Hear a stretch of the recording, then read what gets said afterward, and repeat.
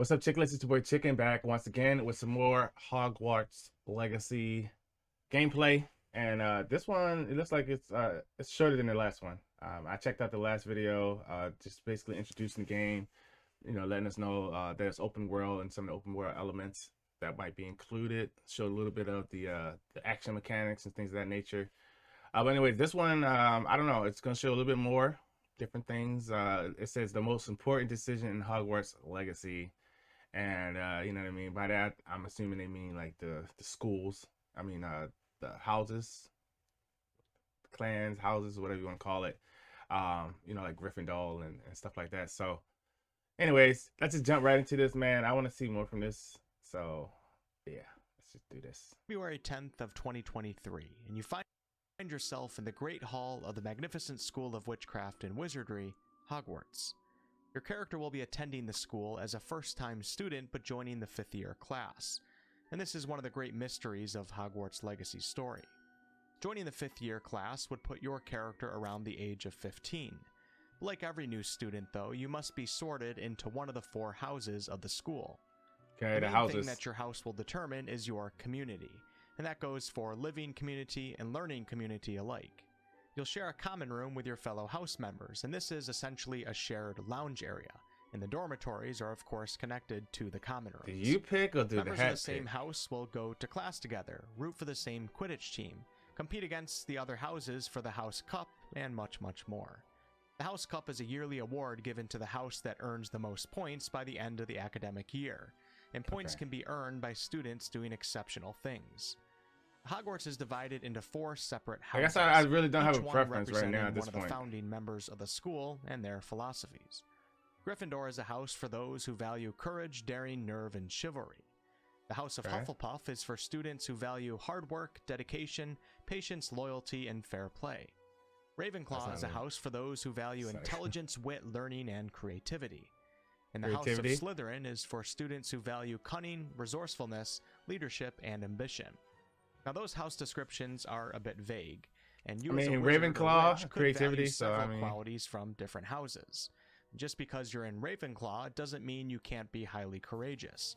Or just because you're in Gryffindor, it doesn't mean you don't possess high intelligence. In fact, if we look to the Harry Potter series at Hermione Granger, she's perhaps the smartest witch in the school, and yet she was still placed in Gryffindor, not Ravenclaw. A lot of these values also overlap with each other, as you can't really be extremely cunning without also being highly intelligent. But how do you get sorted into a house? Well, first-year students will arrive at the school, and in the Great Hall, the sorting hat will be placed upon their heads. The sorting hat has the magical power to look inside a wizard or witch's mind, and with that knowledge, it will sort a student into their appropriate house. I wonder how they're going to decide that. The sorting task was originally assigned to the school's 4 founders themselves, but they would elect to enchant Godric Gryffindor's pointed hat to take over the sorting after their inevitable deaths. In Hogwarts Legacy, however, the choice of our house will ultimately be in our own hands, but the sorting hat will likely have some sort of system to help aid us in our decision. In the meantime, though, let me help you decide what house you belong in. Good idea, buddy. The House of Gryffindor is, of course, the most iconic house, as it's the house that Harry Potter was in. I can't do that because it's too popular, you know what I mean? As Hogwarts Legacy takes place around a century before the Harry Potter books. I'm going to start off each house section by showing the common rooms, as this will likely be a significant determining factor in what house players choose to be their own. The Gryffindor my favorite color is red, located in the Gryffindor Tower, on the east wing of the castle on the 7th floor. And you have to pass through the fat lady's portrait by giving her the correct password. As you can see, the colors of Gryffindor are scarlet and gold, and Gryffindor's emblematic animal is the red's lion, my favorite color, man. which you So can see I mean, in that several might places, but take note of this sway my character's decision. robes. The 4 houses do have a loose association with the 4 elements.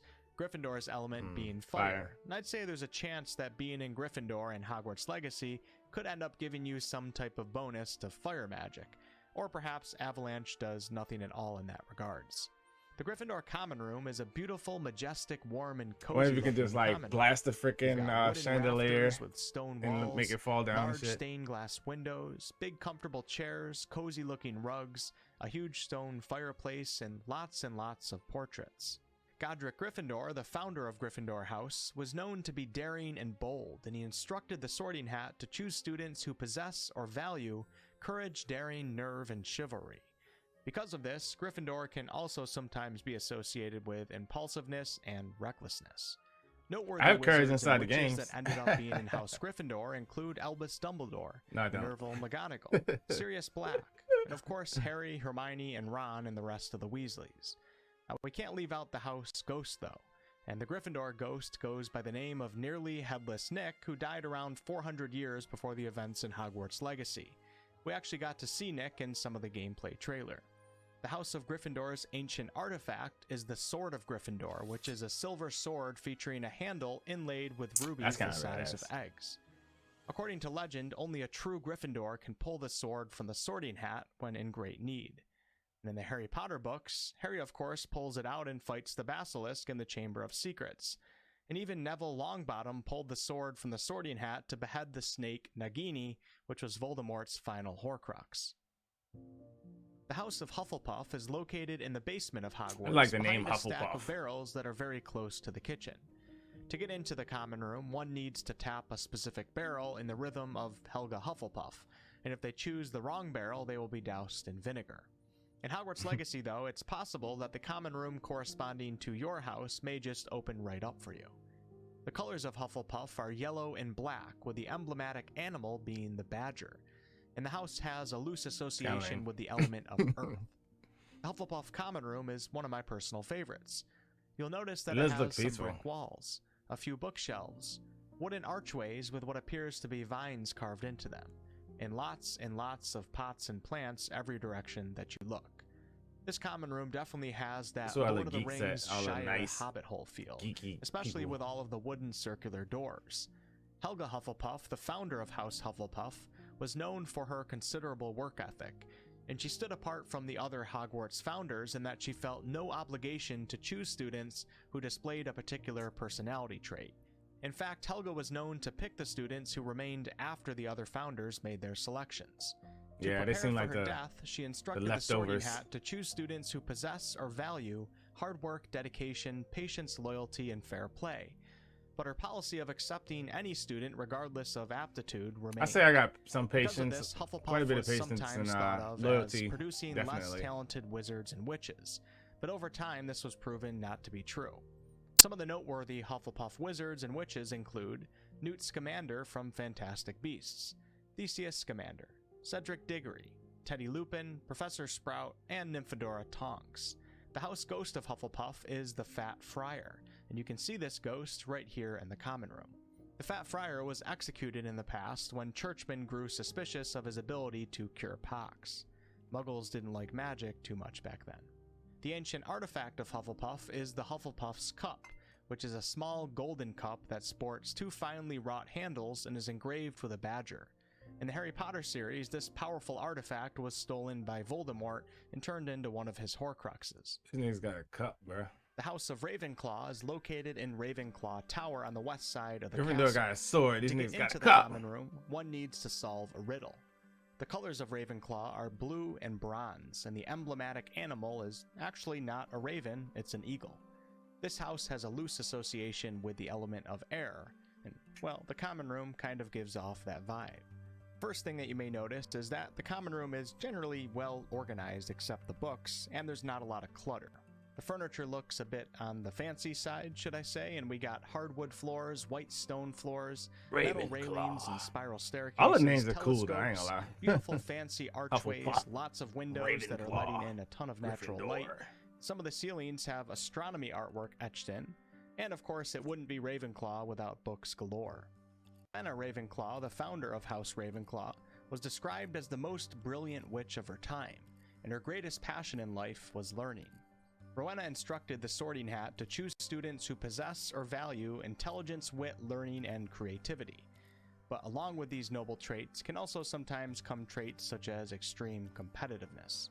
Some of the noteworthy Ravenclaws include the wand maker Garrick Ollivander, Luna Lovegood, Phileas Flitwick, Gilderoy Lockhart, and the inventor of flue powder, Ignatia Wildsmith. Ravenclaw's house ghost is Helena Ravenclaw, the daughter of Rowena, and she is known as the Grey Lady. She was actually stabbed to death by the Baron, which is the house ghost for Slytherin, but more on that later. The artifact of House Ravenclaw is called the Diadem of Ravenclaw, which was said to be Rowena's most prized possession. It's engraved with the words, "Wit beyond measure is man's greatest treasure," and this diadem is enchanted to increase the wearer's wisdom. Like Hufflepuff's cup, this ancient artifact would end up becoming one of Voldemort's Horcruxes in the Harry Potter series. But just a friendly reminder, the Harry Potter series takes place over a century after Hogwarts Legacy. The House of Slytherin is located deep in the dungeons of Hogwarts, and to get to it, you have to speak a password to reveal the hidden stone door. Really cool animation. The colors of Slytherin are green and silver, and the emblematic animal is, you probably guessed it by now, the snake. House Slytherin is loosely associated with the second water most element. famous. And as you may have noticed, the windows in the common room look out into the Black Lake. Maybe I do this, This common guys. room has natural rock formations, They got evil stone vibes, pillars, large green and silver curtains, animal bones, a waterfall, large stone staircase, and lots of stone snake statues, carvings, and paintings. Salazar Slytherin, the founder of House Slytherin, was one of the first recorded Parselmouths in history, which are wizards or witches that can speak Parcel tongue, which is the language of snakes. One of the biggest reasons as to why House Slytherin can have such a bad rep is because Salazar believed that students who are not pureblood wizards should not be permitted at Hogwarts. With that said, just because you get sorted into Slytherin or choose Slytherin doesn't mean that you have to believe or agree with everything that Salazar believed, and this goes for the other houses as well. Salazar instructed the Sorting Hat to select students who possess or value cunning, resourcefulness, leadership, and ambition. The extreme side of these values, however, can sometimes lead to self-preservation that borders on selfishness and a belief that the end always justifies the means. Some of the noteworthy Slytherins include Tom Riddle, or should I say Lord Voldemort, Regulus Black, Bellatrix Lestrange, Draco Malfoy, Horace Slughorn, and even Merlin, who is arguably the most powerful wizard of all time, definitely the most famous wizard of all time, and a member of King Arthur's court. Yes, there is Merlin lore in the Harry Potter universe. Slytherin's House Ghost is the Bloody Baron who actually killed himself after killing Rowena Ravenclaw's daughter, Helena, back in the 11th century. The artifact of House Slytherin is Slytherin's Locket. This gold locket was a Slytherin family heirloom engraved with an ornate serpentine S made from emeralds. Like Hufflepuff's cup and the diadem of Ravenclaw, this locket was also turned into one of Lord Voldemort's Horcruxes in the Harry Potter series over 100 years after Hogwarts Legacy takes place. So those are the 4 houses for you. Which house do you think that you belong in? Please comment down below. Now, I've taken several quizzes throughout the years, and I always seem to end up in Harry Potter Poserland. But I have to say that Slytherin is a very, very close second, and Ravenclaw is really not too far behind in 3rd place whenever I take these quizzes. And I actually really like the Hufflepuff common room. So what house I end up in, I have no idea right now. I will be covering Hogwarts Legacy in depth all the way up to the game's release and beyond. So if you enjoyed today's content, all right, yeah, man, make sure you guys go check this guy out. Yeah, it's really good quality video. I'm gonna make sure I leave a link in the description like I do all my reactions. So make sure you go check his channel out, subscribe to him, watch his videos, all that good stuff. Yo, yeah, as far as the houses go, bro, I don't know. I still don't know. It's honestly, it's probably between Gryffindor and Slytherin, just because my favorite color is red. And I like that, you know what I mean? I want to be walking around, you know what I mean, in the red garbs, or Slytherin just to take that, you know what I mean? Just don't go the typical Gryffindor, because that's, you know what I mean, the most popular group, you know, all the main characters of the Harry Potter series were in Gryffindor. So, you know what I mean? That one, you know what I'm saying? I don't want to be associated with them niggas. It's like, but yeah, Slytherin is a cool option, man. The other ones are cool too. They, I guess, you know what I mean? Hufflepuff's my least favorite, you know, probably everybody's least favorite. And I guess that's a good reason to pick them, but, yeah, Ravenclaw. I mean, I like the, you know, the creativity part of it, intelligence and creativity and all that, but yeah, I don't know. I just don't like the colors, man. Like, the colors is what the main dynamic for me. Am I choosing? So I don't know. Right as of right now, I'm probably leaning towards Gryffindor. That's what I'm saying. I don't know. What you guys think, man? Let me know, man. Just like he asked in his comment thing. Let me know what you guys will pick, man. Which group would you pick? I'm out of here.